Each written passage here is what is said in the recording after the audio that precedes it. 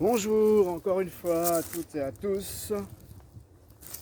Je viens vous parler de changer. Si vous voulez changer, changez votre connexion à la nature.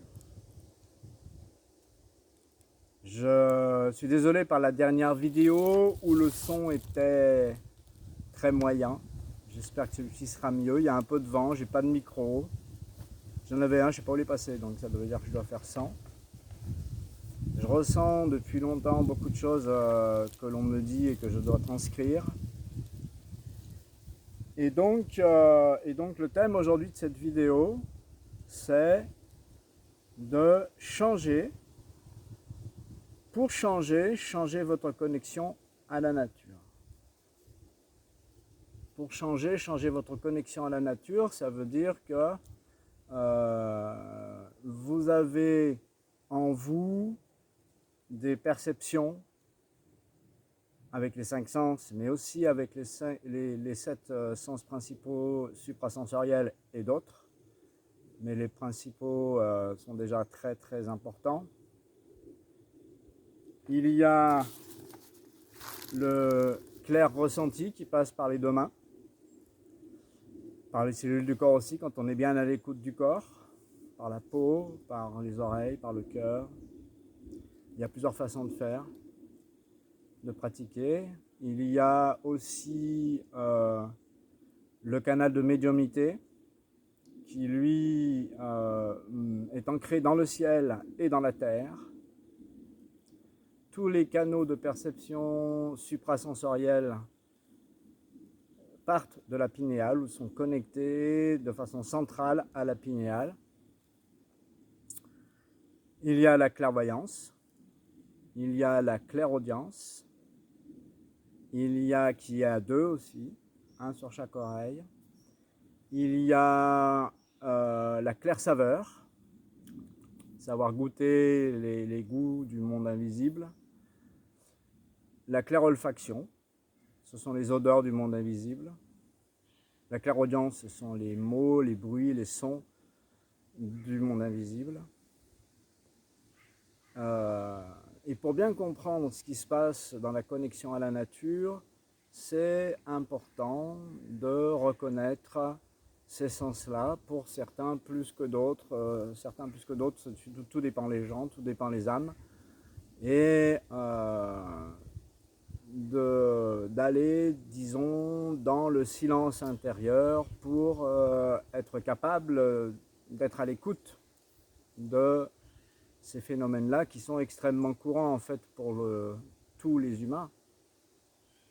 Sauf qu'on essaye de nous emmener dans un chemin de robotisation et d'enfermement de qui nous sommes, dans un tout petit cube de rien du tout qui sera gouverné par des ondes radio que le mental captera bien et on croira qu'on vit des choses extraordinaires parce qu'on n'aura pas été capable de se libérer, de rester libre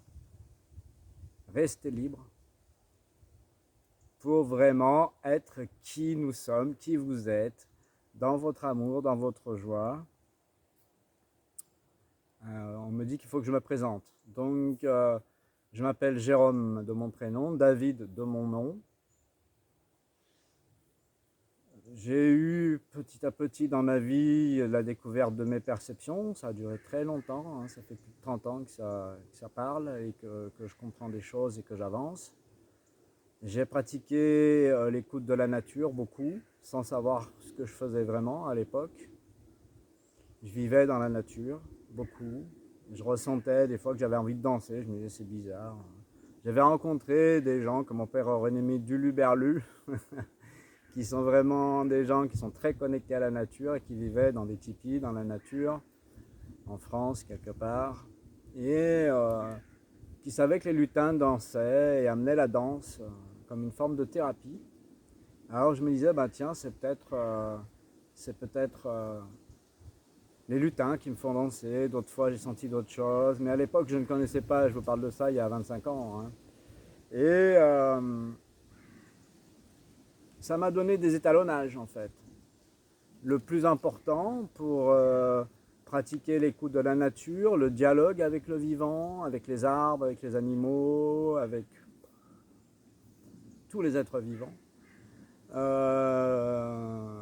Eh ben, c'est ça, c'est d'être disponible à soi-même, pas aux autres, à soi-même, et d'écouter ce qui se passe, de ressentir, et de pouvoir étalonner, dire ok, ça c'est bien ça, et petit à petit cheminer comme ça. J'en suis venu petit à petit avec des gens qu'on peut dire de vrais chamans, mais qui ne disaient jamais qu'ils étaient chamans. Qui ressentaient les énergies de la nature et qui m'ont permis une approche, à me rendre compte qu'il y avait des gens qui ressentaient aussi comme moi. Et petit à petit, j'ai pu rentrer dans une expérience de pratique de ces choses-là. Donc j'ai appris à dialoguer avec les esprits de la nature, j'ai appris à dialoguer avec... ça me réjouit tellement c'est bon et bénéfique. C'est un elfe qui m'a amené ici pour me dire c'est là que tu dois faire la vidéo. J'ai pratiqué la géobiologie de l'habitat pour nettoyer dans toute la finesse et la subtilité des énergies qui sont présentes dans les lieux de vie, des mémoires du passé, de ce que les autres ont vécu avant, qui sont incrustées dans les matériaux de construction de la maison. Parce que quand on vibre une énergie, ben, elle se mémorise dans la matière. La matière est vivante. Une pierre est vivante. Un arbre est vivant. Du bois, donc dans la maison, c'est vivant. Il va garder les énergies que vous avez perçues, que vous avez vibrées, que vous avez rabâchées. Souvent, ce sont les émotions et le mental, dans les croyances, qu'on est bloqué dans la vie, qu'on ne peut pas faire avancer les choses, etc., etc. Ça laisse des traces. Il y a parfois des ancêtres, il y a parfois des réseaux très négatifs, des cours d'eau souterrains, des mémorisations de toutes sortes, d'autres êtres qui à l'origine de l'origine n'étaient pas négatifs, mais qui dans les implications successives des différentes incarnations et au-delà, avant même, parce qu'il y a des fois on ne peut plus parler d'incarnation tellement c'est grand, sont devenus des êtres qui à l'origine étaient là pour nous recaler dans le chemin, ils servaient de barrière pour se tenir, pour savoir où on allait, garder le lien à la source. Et puis petit à petit, il y a eu des contrats, des agressions, des choses qui se sont dégradées énormément. Et on en est arrivé à aujourd'hui être lumière dans un corps physique. Ça devient difficile parce qu'on ne l'a pas pratiqué depuis longtemps. Donc j'ai pratiqué la géobiologie aussi, la géobiologie sacrée aussi, sur les lieux sacrés qui sont connus de l'humanité, où il y a eu des constructions de fait, et d'autres lieux sacrés qui n'ont jamais été connus par l'humanité. Il y en a de partout sur la planète. Et tous ces lieux dépendent, en fait, sont liés avec les réseaux de la Terre, avec les croisements de réseaux de gros niveau, de haut niveau, on va dire, qui vibrent fort et sur lesquels s'installent des vortex, des cheminées cosmotelluriques, qui sont dans l'essence positives, mais qui parfois ont des charges. Les vortex peuvent avoir des charges, des gens qui ont été maltraités, assassinés, bloqués par des magies ou des malédictions, et qui se retrouvent, des entités, hein, donc des ancêtres décédés, qui se retrouvent bloqués à un endroit, qui ne trouvent pas le moyen de partir parce qu'ils sont bloqués par quelque chose. Et donc du coup, j'ai appris à nettoyer tout ça. J'ai appris également à vivre en harmonie avec cette nature, parce que c'est surtout ça le but. C'est vrai que c'est positif de parler de ce qui est négatif et de ce qui nous bloque, parce que nous avons besoin de nous en libérer. Mais le côté positif de la beauté d'un arbre, même s'il est tordu, ben c'est peut-être parce qu'il y a un vortex qui le fait tourner comme ça. C'est peut-être parce qu'il y a un réseau très fort négatif, parce qu'il y en a aussi des horizontaux. Enfin, c'est une science, la science tellurique, qui est très très très intéressante. Ça me réjouit le cœur de pouvoir ressentir ces choses-là et vous en faire part, parce que c'est vraiment la base des choses. Et puis j'ai également appris à faire des équilibrages énergétiques, des soins sur l'enfant intérieur, sur tous les blocages, croyances limitantes que nous avons créés pour nous protéger, ce qu'on appelle le travail sur l'ego, qui répètent sans arrêt les mêmes trucs. Si on ne trouve pas la cause première entre 0 et 5 ans, ou pendant la période de fécondation, où on a pris les émotions de notre mère pour nous-mêmes, qu'on a voulu la protéger en plus, enfin bref, il y a beaucoup de contextes différents et qui sont liés à d'autres vies. Je suis assez spécialiste, sans me vanter aucunement, des karmiques, puisque ça fait des années que j'étudie ça pour moi et pour d'autres, et pour les civilisations. Mes guides m'autorisent à dire que je suis historien de la création. Il est vrai que j'ai beaucoup exploré jusqu'à avant l'univers dans lequel nous sommes pour comprendre ce qui se passait et quelles étaient nos attributions réelles en tant qu'être humain, qui me semblait être plus être de lumière que être de l'ombre. C'est vrai que ce n'est pas toujours facile de faire le discernement dans la vie que nous avons sur Terre, d'autant plus en ce moment où vraiment les choix sont faits.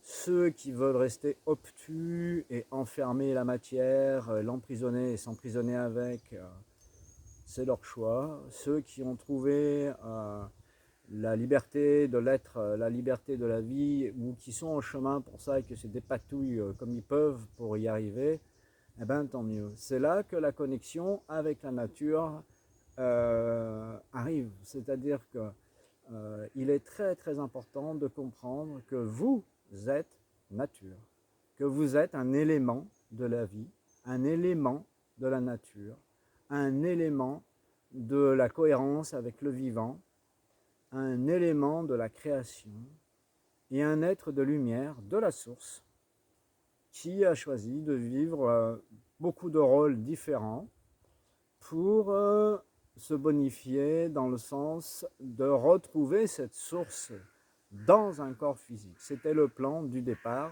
de l'incarnation que nous avions choisi. Je reviendrai sûrement dans une autre vidéo pour parler plus précisément de cette chose-là, parce que c'est très ardu. Enfin, ça peut paraître très ardu pour certains, ou certaines, bien sûr. Et donc, vu notre composition chimique, j'allais dire biochimique, des 4 éléments, l'eau, le feu, la terre et l'air, que tous les êtres vivants, sans exception, même au-delà de la Terre, le Soleil, Neptune, les autres planètes et les étoiles de tout l'univers et les planètes de tout l'univers sont composés de ces 4 éléments. L'air, ça peut être le gaz. Voilà. Il y a beaucoup de choses de co-création qui sont possibles pour l'être humain parce qu'il sait activer son feu, parce qu'il sait ressentir ses émotions, parce qu'il sait se purifier lui-même des troubles qu'il a reçus, parce qu'il avait accepté de jouer certains rôles, qui, je vous le répète, sont attachés, sont dépendants d'autres vies. C'est pourquoi il est très difficile aujourd'hui de reconnaître les causes de nos souffrances de cette vie présente, parce que ça dépend des autres vies. Et c'est pas toujours facile de conscientiser ça, quoi.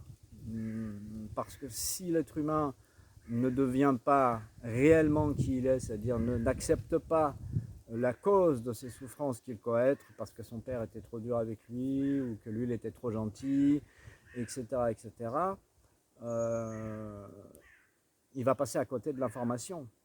En fait, ce que j'ai remarqué dans la plupart des cas, c'est que ce que nous reflètent nos parents, c'est ce que nous sommes. C'est souvent très difficile à accepter. Pourtant, c'est la réalité. Pour tout le monde. Je suis venu dans cette vie pour canaliser des informations qui sont valables pour le collectif, pas pour ma pomme. Ça ne m'intéresse pas. Je ne suis pas là que pour moi. Du coup, ce que je vous dis, vous pouvez y réfléchir. C'est certain. Outre les 4 éléments, merci, outre les 4 éléments, il y a le 5e élément. Celui-ci, on peut le résumer ou le décortiquer. Le 5e élément, c'est l'éther, qui suppose la lumière. cette lumière s'infiltre de partout, comme l'eau, comme les émotions, dont le mental s'empare pour vous faire tourner en bourrique ou pour vous faire mal. Pour que vous compreniez le message de la cause de vos émotions. Ce n'est pas gratuitement qu'il vous fait ça. Hein. L'ego, ce n'est pas un truc à jeter. Il a des messages à vous donner.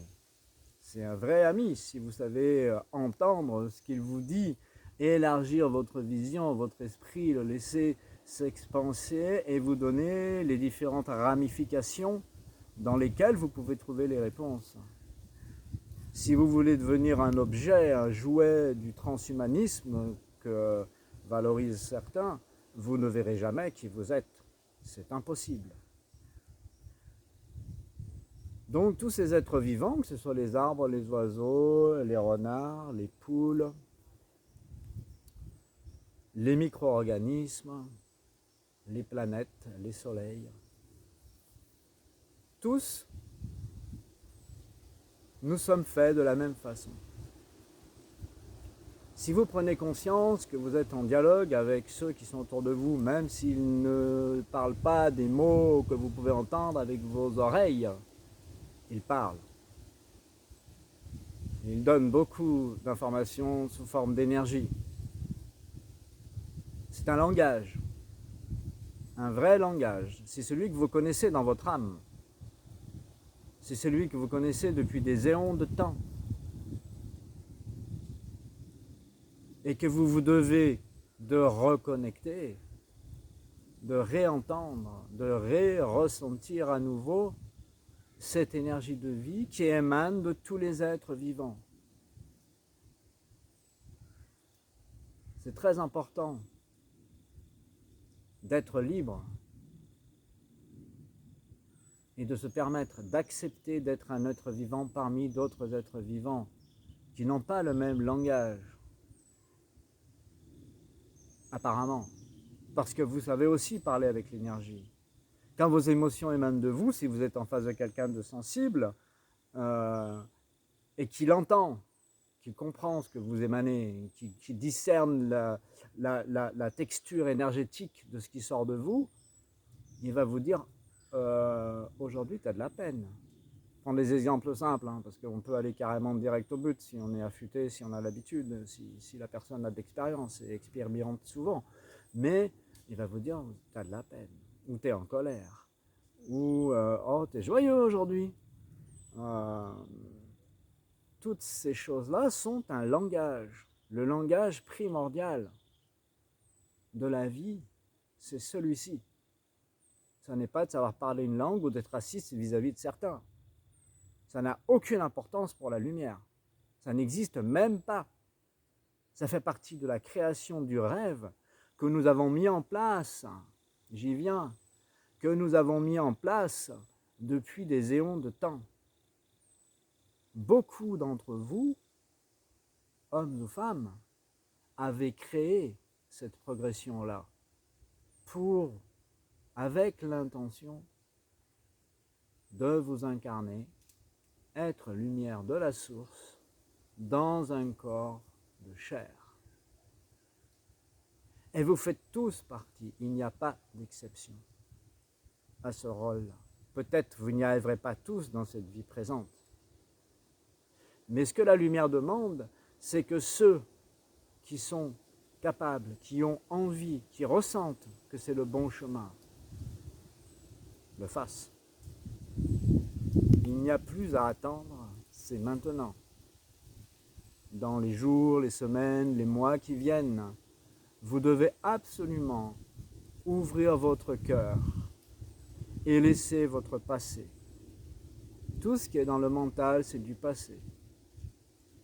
Ils me disent que c'est important de préciser que les changements que nous vivons ne ressembleront en rien à tous les après-guerres et à tous les changements qu'il y a pu avoir jusqu'à présent. C'est un changement magistral de posture intérieure de qui vous êtes. C'est la remise en question qui pour certains va être un peu difficile. Certains ne comprennent rien à ce que je dis, c'est pas grave, c'est normal. S'ils comprennent rien, ils comprennent rien. n'y a rien à juger là-dessus. Il y en a d'autres qui se disent, ouais, il y a des trucs que je comprends, d'autres que je ne comprends pas. Il y en a d'autres qui croient avoir tout compris. Il y a de tout. Et il y en a qui sont en chemin, paisibles, pas à pas, qui testent, qui ressentent, qui disent, oui, ok, d'accord, là, je suis bon dans ma posture aujourd'hui.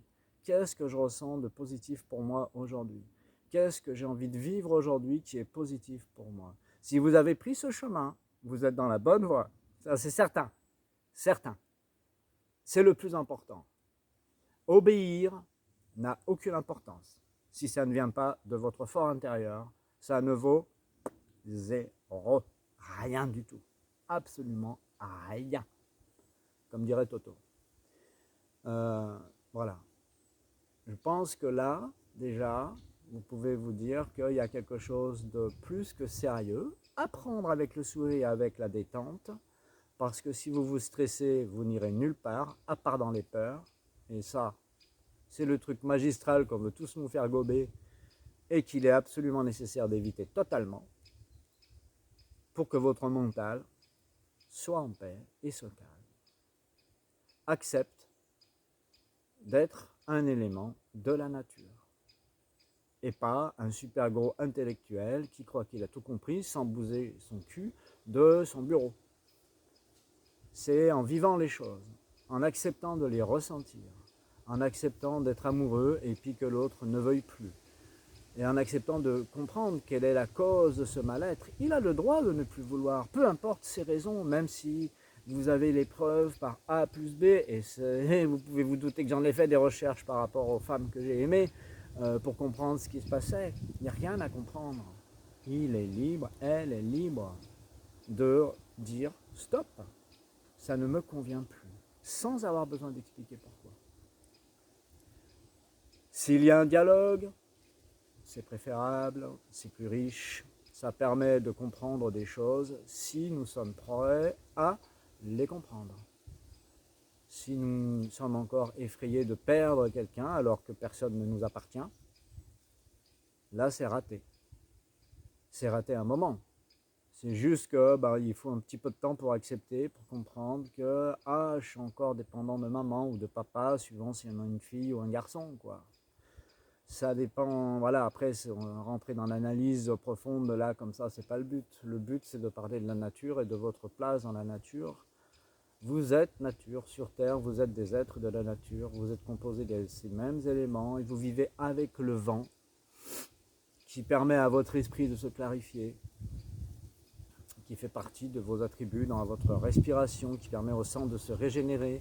Si vous respirez avec des pensées calmes, saines, paisibles, vous pouvez recevoir beaucoup plus de lumière que si vous êtes dans vos stress et dans vos croyances limitantes que c'est fini, on va tous mourir du virus ou je ne sais pas dans quel délire peuvent être certains. Moi, quand on me parle de confinement, je dis confinement? De quel confinement tu parles? Ça fait tellement longtemps que je suis dans la nature, que je suis à l'écoute de la nature, que je ne vois pas beaucoup de différence, si ce n'est que je trouve extrêmement offusquant pour la nature et pour les êtres humains qu'on continue à porter des masques, à garder les nôtres du coup, psychiques sur l'enfant intérieur, sur notre âme, qu'on s'empêche nous-mêmes de découvrir qui nous sommes et qu'on continue à déforester, qu'on continue à élever des animaux en batterie pour les bouffer à la place de les vénérer, à la place de les remercier pour ce qu'ils nous donnent. Parce que manger ou pas manger, pour un être de lumière, ça ne fait pas de grande différence. J'avoue qu'être pranique, ça m'a beaucoup tenté. J'ai essayé un peu, j'ai beaucoup jeûné, j'aime bien ne pas manger, ça me permet de mieux respirer, d'être moins encombré dans le corps, d'être plus libre, de ressentir plus de légèreté et de lumière et d'être plus efficient dans ma perception de la vie. Plus je mange des choses lourdes à digérer, plus je vais avoir des difficultés à être conscient de qui je suis en tant qu'être de vie, en tant qu'être de lumière, en tant qu'être humain qui accepte que la vie est multiple et que, effectivement, oui, je vais leur en parler, merci. et qui accepte effectivement de regarder la vie sous toutes ses facettes. Votre corps ressent les choses. Il émet des vibrations et il en capte. Vous êtes un être vivant. Personne n'a le droit de vous dire qu'il sait pour vous. Et vous n'avez aucun droit de vous laisser emmener dans ces choses-là. Si votre mental et vos traumatismes et vos programmations vous le disent, et que vous ne savez pas que c'est eux et que vous les suivez, gain de cause de l'innocence, on va dire. Mais il est temps d'arrêter avec cette innocence-là. La vraie innocence, c'est celle qui aime la vie. C'est celle qui fait partie de tout et qui aime tout le monde. Alors voilà, je ne rentrerai pas sur ce chapitre des éponges, etc., des gens qui sont trop gentils pour ceux qui sont de l'autre côté et qui veulent croquer tout le monde ou soumettre tout le monde à la même règle. Il n'y a pas une règle pour tout le monde, si ce n'est que vous êtes des êtres éternels. Mais sur Terre, il n'y a aucune règle qui est valable pour tout le monde dans le service à la matière comme nous le vivons pour l'instant. C'est totalement faux. Pour reprendre le dialogue sur votre connexion à la nature, il m'est arrivé, je vivais très proche de la nature, j'avais vécu que dans la nature pendant quelque temps, et j'y retournais très fréquemment parce qu'il n'y a que là que je me sentais bien. Du coup, je me suis dit, mais ce sont des êtres vivants, c'est vrai. J'ai reçu cette information comme totalement véritable, comme ça, parce que c'était évident. Une fleur, elle sort d'une graine, elle pousse, elle fait une tige, des feuilles, un bourgeon, et puis ça fait une fleur. Vous êtes pareil. Un arbre, pareil. C'est une graine, la racine commence à descendre, le tronc se lève, et il devient de plus en plus grand. Comme vous. C'est la même chose. La plus belle symbolique de l'être humain, c'est l'arbre. Rappelez-vous de celui des Vikings. Allez voir les informations sur les Vikings. Regardez qui les a massacrés, les Saxons, qui étaient d'origine viking et qui vivaient avec le frêne, un très grand frêne. Il y en a plusieurs, mais il y en a un très, je ne vous le montrerai pas. Parce que j'ai pas envie de tourner la caméra, c'est un peu laborieux ce que je fais comme système technique. Et du coup, laborieux et naturel, c'est une tige de bambou qui tient la caméra. Du coup, je me suis mis à remercier les êtres vivants que je mangeais. Les tomates, les haricots, la salade, les petits pois, la viande aussi, les poulets. C'est pas de la viande, c'est pas une matière viande que je prends, c'est un animal, un être vivant qui sont disponibles pour nous. Eux sont en accord, ils n'ont pas de mental, sinon ça serait la guerre avec les animaux depuis longtemps et on serait tous morts parce qu'ils sont beaucoup plus intelligents que nous dans leur façon de vivre. Bref, comment dire, c'est un ensemble, une unité où chacun a sa place en rapport avec les autres, dans la tolérance avec les autres. S'il n'y a pas de tolérance, vous n'êtes pas vivant, c'est impossible. Je ne parle pas de tolérance par rapport aux extrêmes de ce que les humains ont dans leur mental, par rapport à des castes religieuses, par rapport à des lobbies industriels, par rapport à un tas de choses qui nous bouffent la vie, qui nous empêchent d'exister. Je ne parle pas de ça. Je parle de l'être vivant qui sait qu'il est vivant. Donc ces êtres vivants, je les remerciais quand je mangeais. Je mettais du gomasio, du sésame cuit et broyé avec du sel, de la fleur de sel, de préférence, que je sais d'où elle vient.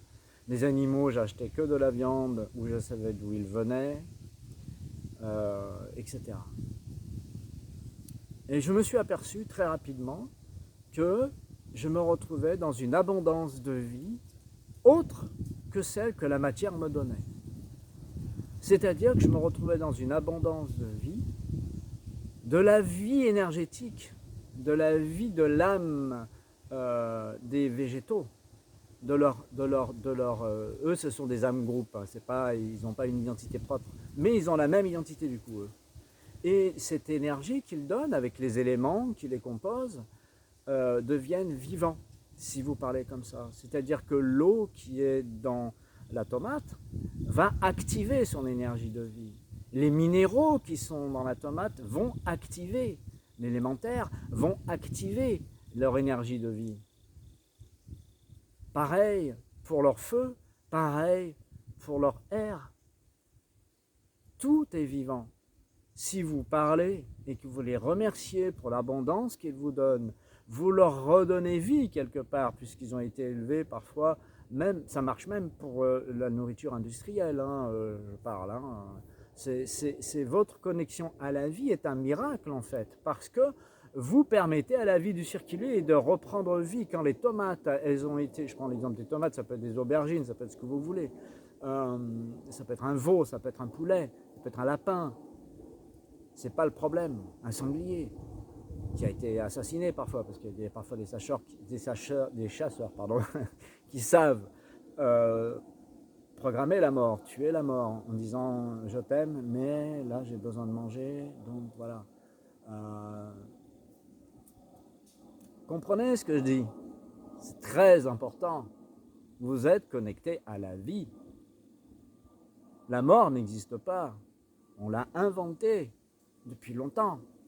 Ça peut paraître une hérésie pour certains. Je suis désolé s'il y en a qui ne regarderont pas la vidéo parce que je dis des choses comme ça. Mais c'est la réalité.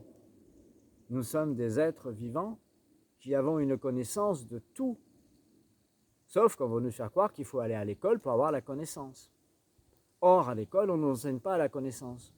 On nous enseigne à être des moutons. Je résume un peu parce que j'ai pas envie de parler de ça, alors je ne vais pas prendre plein de mots. Hein, je pense que ça suffit pour dire l'idée de la chose, quoi. Hein. Ça, c'est le plus important. Restez avec vous, soyez fidèle avec vous-même. Ce que me dit la lumière, c'est ça. Restez avec vous, respirez à l'intérieur de vous. Arrêtez de vous projeter à l'extérieur. Restez dedans. C'est là que vous sentirez les choses. C'est là que vous sentirez cette lumière de la tomate, du poulet, de tout ce que vous allez manger. Vous allez ressentir un nuage de lumière avec vous, une émanation de cette lumière de vie, de cette énergie de vie qui ressemble à l'énergie vitale qu'on a dans le corps et qui nourrit l'énergie vitale que nous avons dans le corps. C'est très important. Je me dis que la vidéo va être un peu longue. J'ai pas envie de faire des vidéos longues. Réfléchissez à tout ça. Je pense que j'ai dit beaucoup de choses. Est-ce que vous avez autre chose à raconter, chers êtres de lumière? Ça veut dire quoi? Je n'ai pas compris.